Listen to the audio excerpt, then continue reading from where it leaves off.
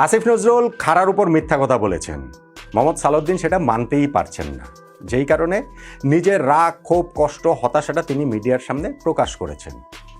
প্রশ্ন হচ্ছে, বাংলাদেশের টি-20 বিশ্বকাপ খেলা না খেলা নিয়ে যেই ঘটনা প্রবাহ হয়েছে সেইখানটাতে তৎকালীন ক্রীড়া উপদেষ্টা ডক্টর আসিফ নজরুলই কি কেবলমাত্র খাড়ার উপর মিথ্যা কথা বলেছেন? Bangladesh cricket board president Aminul Islam Bulbul ভাইও কি খাড়ার উপর মিথ্যা কথা বলেননি? এবং আরও বড় প্রশ্ন, যারা খাড়ার উপরে চুপ করেছিলেন, কোনো কথা বলেননি, তাদের দায়ও কি এই পুরো ঘটনা প্রবাহে নেই? দেখুন, মোহাম্মদ সালাউদ্দিন কিংবা জাতীয় দলের যারা কোচিং স্টাফে রয়েছেন তারা বিসিবির সঙ্গে চুক্তিভুক্ত। লিটন দাস কিংবা আমাদের ন্যাশনাল টিমের যেই প্লেয়াররা রয়েছেন ওয়ার্ল্ড কাপে খেলতে যাওয়ার জন্য যে 15 জন, তারাও বিসিবির সঙ্গে চুক্তিভুক্ত। তাদের কোড অফ কন্ডাক্টের ব্যাপার রয়েছে। আমি বুঝলাম তাদের ওই সময় কথা বলার পরিস্থিতি ছিল না। মোহাম্মদ সালাউদ্দিন যে এখন কথাটা বলছেন, সেইটা যদি 12ই ফেব্রুয়ারি নির্বাচনের ফলাফলটা উল্টা হতো তাহলে তিনি বলতে পারতেন না, এটা প্লেন অ্যান্ড সিম্পল। কিন্তু তাও তো তিনি বলতে পারছেন, এখন তিনি বলছেন। আমার যে আলোচনা সেটা হচ্ছে গিয়ে, যারা ক্রিকেট বোর্ডের সঙ্গে চুক্তিভুক্ত না, যাদের জন্য এইটা ক্রিকেট বোর্ড থেকে বেতনটা নিচ্ছেন না, যারা ক্রিকেটকে কোট আনকোট সার্ভ করতে এসেছেন, নির্বাচনের মাধ্যমে বিসিবির পরিচালক হয়েছেন, সহসভাপতি হয়েছেন, সভাপতি হয়েছেন, তারা কেন চুপ করেছিলেন? তারা কেন খাড়ার উপরে চুপ করেছিলেন? এবং সেইখানটাতে আমার তো সবচেয়ে বেশি করে কাঠগড়ায় দাঁড় করাই বাংলাদেশ জাতীয় দলে খেলা বাংলাদেশ ক্রিকেটের সেই কিংবদন্তিদের, সেই আমিনুল ইসলাম বুলবুল ভাইকে, সেই ফারুক আহমেদকে, সেই খালেদ মাসুদ পাইলট ভাইকে, সেই আব্দুর রাজ্জাক রাজকে, কিংবা ধরেন হচ্ছে গিয়ে আমাদের সেই নাজমুল আবেদিন ফাহিম ভাইকে। বাংলাদেশ ক্রিকেটে তারা প্রত্যেকেই এক একজন মহিরুহ নানান কারণে, কিন্তু ওই যে বাংলাদেশ বিশ্বকাপে খেলতে পারছে না, সেই সময়টাতে তাদের রোলটা আসলে কি ছিল?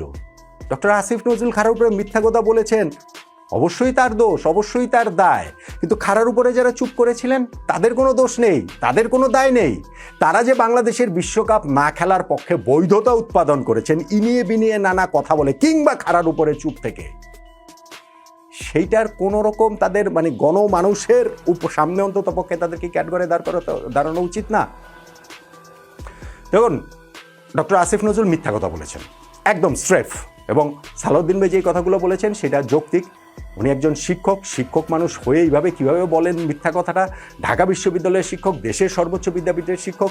ওই যে সিদ্ধান্তটা ওয়ার্ল্ড কাপে খেলতে না যাওয়ার, প্রথমে বললেন সেটা সরকারের সিদ্ধান্ত, পরে আবার পল্টি দিয়ে বললেন যে না এটা ক্রিকেট বোর্ডের সিদ্ধান্ত, পরে আবার ক্ল্যারিফিকেশন দিয়ে বললেন যে না ক্রিকেট বোর্ডের সিদ্ধান্ত না, তবে তাদের সম্মতিটা ছিল। সম্মতির জায়গায় তো আসলে ছিলই না, সেইটা সালাউদ্দিন ভাইয়ের ওই কথাতেই বোঝা যায় যখন তিনি বলেন যে দুইজন ক্রিকেটার মেন্টালি প্রায় কোমাতে চলে গিয়েছিল। তাদের ক্রিকেট মাঠে ফেরানোটাই সালাউদ্দিন ভাইয়ের কোচিং ক্যারিয়ারের সবচেয়ে বড় সাফল্য হিসেবে তিনি বলছেন। আমার তো মনে পড়ে যে জোসে মরিনো একবার বলেছিলেন না, ম্যানচেস্টার ইউনাইটেডকে প্রিমিয়ার লিগে সেকেন্ড পজিশনে নিয়ে গিয়েছিলেন, সেইটা তার কোচিং ক্যারিয়ারের সেরা সাফল্য। অথচ তিনি চ্যাম্পিয়ন্স লিগ জেতা কোচ, অথচ তিনি ইপিএল জেতা কোচ। ওই রকম একজন কোচ যখন স্প্যানিশ লিগে তার রিয়াল মাদ্রিদের সাফল্য, ইন্টার মিলানের সাফল্য, চেলসির সাফল্য, তিনি যখন বলেন ম্যানচেস্টার ইউনাইটেডকে লিগে সেকেন্ড করানো তার কোচিং ক্যারিয়ারের সবচেয়ে বড় সাফল্য, তো ওটার মাত্রাটা বোঝা যায়। ঠিক তেমনি সালাউদ্দিন ভাইয়েরও তো কোচিং ক্যারিয়ারের সাফল্য রয়েছে। তিনি যখন বলেন যে ওই মেন্টাল কোমায় চলে যাওয়া দুইজন ক্রিকেটারকে মাঠে ফেরানোটাই তার কোচিং ক্যারিয়ারের সবচেয়ে বড় সাফল্য, তার এই একটা ওয়ার্ল্ড কাপ খেলতে না পারাটার মাত্রা কত ভয়াবহ, এটা যে আমাদের ক্রিকেটাররা, ক্রিকেট সংশ্লিষ্টরা কোনোভাবেই মেনে নিতে পারেন না, ওই জায়গাটা দিয়ে তো বোঝা যায়। তো ডক্টর আসিফ নজরুল মিথ্যা কথা বলেছেন, স্রেফ মিথ্যা কথা বলেছেন। এখন সেই মিথ্যা কথাটা কি আমিনুল ইসলাম বুলবুল ভাই বলেন নাই? তিনি কি পুরো ঘটনা প্রবাহের মধ্যে তার ভূমিকাটা কী ছিল, কতটুকু চেষ্টার জায়গা তিনি করেছেন? বরং তিনি অনেক বেশি করে আমরা দেখেছি যে পাকিস্তানকে ভারতের বিপক্ষে ম্যাচ খেলতে যে রাজি করেছেন সেই সাফল্যের গল্প বলে বেড়াতে, সেইটাও কি ডাহা মিথ্যা কথা না? এটাও কি পরে প্রমাণিত হয় নাই? পাকিস্তান ক্রিকেট বোর্ডের চেয়ারম্যান মহসিন নাকভি কি পরবর্তীতে শ্রীলঙ্কা দেশটার প্রেসিডেন্টকে ফুল ক্রেডিট দিয়ে দেননি? তাকেই অ্যাকচুয়াল হিরো বলেন নাই যে এই ম্যাচ আয়োজনের জন্য? বাংলাদেশ ক্রিকেট বোর্ডের কথা, বোর্ড প্রেসিডেন্টের কথা তো তিনি একটুও বলেন নাই। সো আমিনুল ইসলাম বুলবুল ভাই কি খাড়ার উপর মিথ্যা কথা বলেন নাই? এবং আমি যেটা বলছিলাম যে তাদের সময়ে বাংলাদেশ একটা ওয়ার্ল্ড কাপ খেলতে পারলো না, অথচ এই নিয়ে তাদের কোনো উচ্চবাচ্য ছিল না। বুলবুল ভাইরে এইটা নিয়ে মিডিয়ার সামনে কথা বলেও তো একটা জনমত তৈরি করা যায়, কথা বলেও তো একটা সরকারের উপরে প্রেশার ক্রিয়েট করা যায়। করেছেন তারা, করেন নাই, কারণ তারাও চেয়েছেন মনে হয় যে বাংলাদেশ ওয়ার্ল্ড কাপ না খেলুক। ফারুক আহমেদ ভাই, তিনিও বাংলাদেশের সাবেক ক্যাপ্টেন ছিলেন, তিনিও বাংলাদেশের ওয়ার্ল্ড কাপ খেলা প্লেয়ার। সেই ফারুক ভাই বোর্ড প্রেসিডেন্টও ছিলেন, এখন তিনি বোর্ডের ভাইস প্রেসিডেন্ট। ফারুক ভাই কি কথা বলেছেন? এই যে বাংলাদেশ ওয়ার্ল্ড কাপ খেলতে পারে নাই, এই সময়গুলোর মধ্যে কোন কথাটা বলেছেন যেই কথাটাতে আমাদের ওয়ার্ল্ড কাপ খেলার মতো একটা জায়গা তৈরি হয়? আইসিসির সঙ্গে মিটিংয়ে তিনি অনেক দেন দরবার করেছেন। কি দেন দরবার করেছেন? রেজাল্টটা কি? আমরা কি সেটা দেখতে পেয়েছি? খালেদ মাসুদ পাইলট বাংলাদেশের ওয়ার্ল্ড কাপ টিমের ক্যাপ্টেন, 2003 বিশ্বকাপের ক্যাপ্টেন, যেই বিশ্বকাপ নিয়ে অনেক ফিসফাস রয়েছে, অনেক গুঞ্জন রয়েছে। বাংলাদেশের ওই ওয়ার্ল্ড কাপ খেলে আসার পর তদন্ত কমিটি হয়েছে ম্যাচ ফিক্সিংয়ের জন্য, এবং সেই তদন্ত কমিটির রিপোর্টে যারা যারা অভিযুক্ত, ক্যাপ্টেন হিসেবে খালেদ মাসুদ পাইলট সেটার দায়ও তো এড়াতে পারেন নাই। অনেক কিছু রয়েছে কিন্তু সেগুলোতে। মিডিয়ার কথা আপনারা বলেন, মিডিয়া কিন্তু ওগুলো খুঁড়ে খুঁড়ে বের করে না, মিডিয়া কিন্তু ওগুলো সামনে আবার নিয়ে আসে না। তো আপনার ক্যাপ্টেন্সিতে বাংলাদেশ একটা ওয়ার্ল্ড কাপ খেলেছে পাইলট ভাই, আপনি কি করেছেন বাংলাদেশকে এই ওয়ার্ল্ড কাপ খেলানোটা নিশ্চিত করার জন্য? কতটুকু কি করেছেন? কোন জায়গাটাতে কি করেছেন? খাড়ার উপরে চুপ করে থাকা ছাড়া।